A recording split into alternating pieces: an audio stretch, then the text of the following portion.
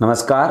इस वीडियो में आज देखेंगे गणगौर माता की पौराणिक व्रत की कथा क्या है, जिसको सुनने के बाद हम भाग्यशाली महसूस कर सकें और अपने जो भी दुख है उनको दूर कर सकें।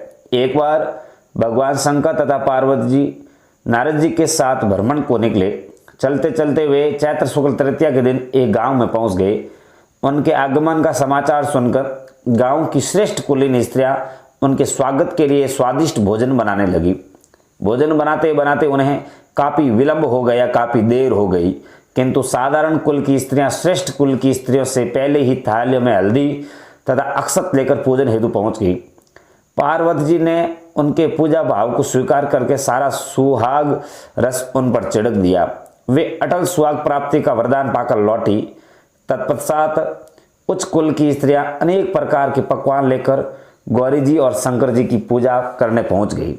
सोने चांदी से निर्मित उनकी थालियों में विभिन्न प्रकार के पदार्थ थे, विभिन्न प्रकार के व्यंजन थे।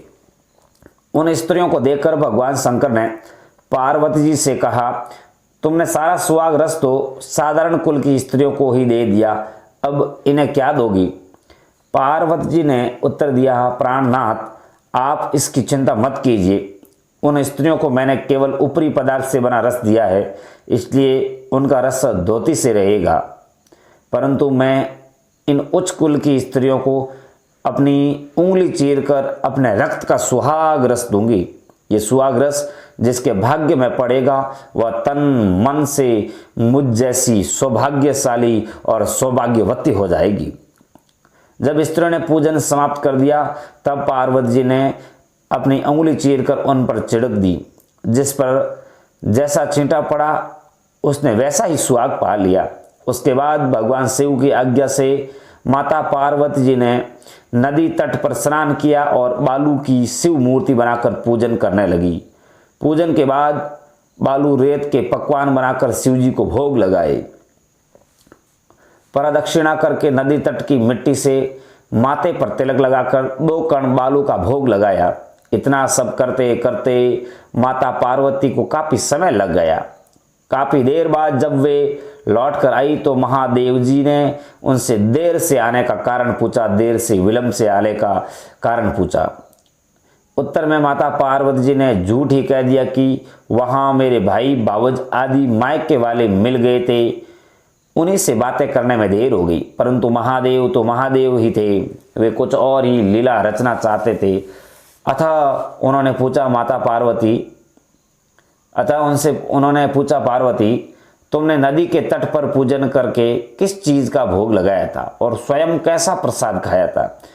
स्वामी, पार्वती जी ने पुनः झूठ बोल दिया। मेरी बावज ने मुझे दूध भात खिलाया, उसे खाकर मैं सीधी यहाँ चली आ रही हूँ।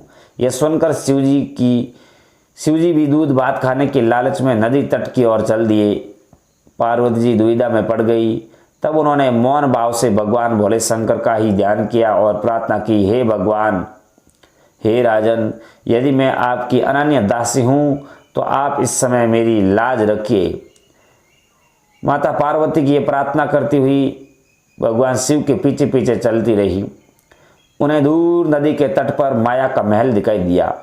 उस महल के भीतर पहुंचकर वे देखती है कि वहां शिव जी के साले तथा सलहज आदि सपरिवार उपस्थित है। उन्होंने गौरी तथा शंकर का भाव बिना स्वागत किया। वे 2 दिनों तक वहां रहे। तीसरे दिन पार्वती जी ने शिव से चलने के लिए कहा, पर शिव जी तैयार नहीं हुए। वे अभी और रुकना चाहते थे। तब माता पार्वती जी रुककर अकेली ही चल दी। ऐसी हालत में भगवान शिव जी को पार्वती के साथ चलना पड़ा। नारद जी भी साथ साथ चल दिए। चलते चलते वे बहुत दूर निकल आए। उस समय भगवान सूर्य अपने धाम पश्चिम की ओर पधार रहे थे। अचानक भगवान शंकर और माता पार्वती जी से बोले, मैं तुम्हारे मायके में अपनी माला भूल आया हूँ। ठीक है, मैं ले आती हूँ, पार्वती जी ने कहा और जाने को तत्पर हो गई। परंतु भगवान ने उन्हें जाने की आज्ञा न दी और इस कार्य के लिए ब्रह्मपुत्र नारद जी को भेज दिया।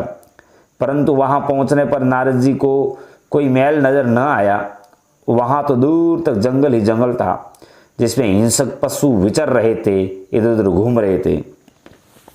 नारद जी वहां भटकने लगे और सोचने लगे कि कहीं वे किसी गलत स्थान पर तो नहीं आ गए, मगर सहसा ही बिजली चमकी और नारद जी को शिव जी की माला एक पेड़ पर टंगी हुई दिखाई दी। नारद जी ने माला उतार ली और शिव जी के पास पहुंचकर वहां का हाल बताया।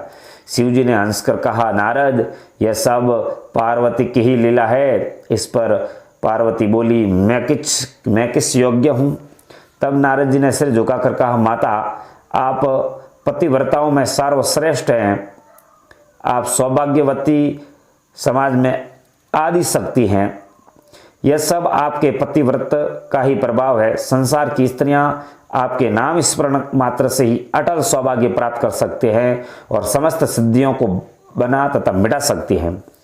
तब आपके लिए यह कर्म कौन सी बड़ी बात है? महामाये गोपनीय पूजन अधिक शक्तिशाली तथा सार्थक होता है। आपकी भावना तथा चमत्कार पूर्ण शक्ति को देखकर मुझे बहुत प्रसन्नता हुई है। मैं आशीर्वाद रूप में कहता हूं कि जो स्त्रियां इसी तरह गुप्त रूप से पति का पूजन करके मंगल कामना करेगी, उन्हें महादेव जी की कृपा से दीर्घायु वाले पति का सत्संग मिलेगा, दीर्घायु वाले पति मिलेंगे। इस प्रकार गणगौर व्रत की पौराणिक कथा समाप्त हुई। इसको सुनने वालों को भगवान अपना आशीर्वाद प्रदान करे और आप सबसे गुजारिश है, माता गणगौर की ये व्रत की कथा आप अपने इष्ट मित्रों, अपने जान पहचान के लोगों के साथ में शेयर करें, ताकि आपको और उन सबको माता गणगौर का लाभ मिल सके और वो भी इस व्रत कथा का लाभ सुनकर अपने आप को धन्य महसूस कर सके। बोलो गणगौर मैया की जय हो, शिव शंकर भगवान की जय हो।